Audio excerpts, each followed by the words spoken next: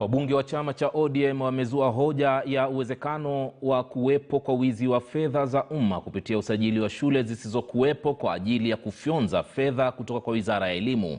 Wabunge hao waliozungumza alasiri hii wanaitaka tume ya maadili na kukabiliana na ufisadi yani EACC kuchunguza kuwepo kwa shule ambazo zinazodhaniwa zipo katika kaunti za Kakamega, Kisii, Kericho na Laikipia. Wanasema kwamba upo mtandao wa matapeli wanaopora fedha zinazotolewa na wizara ya fedha kama mgao wa kufadhili miradi ya miundombinu katika shule za humo nchini. Kumeibiwa mabilioni ya fedha kulingana na ripoti za Auditor General na ripoti ya kamati ya bunge ya Public Accounts Committee.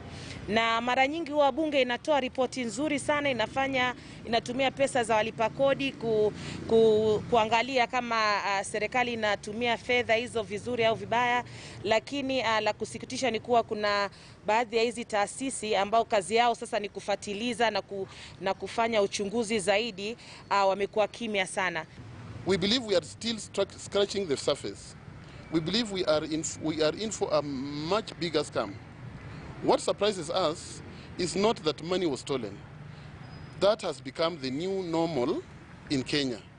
We are concerned about the silence of the investigative and prosecutorial agencies. When we do budget based on people who exist. There are certain county, sub-county constituency as X number of people. So we put money into health and infrastructure based on individual people.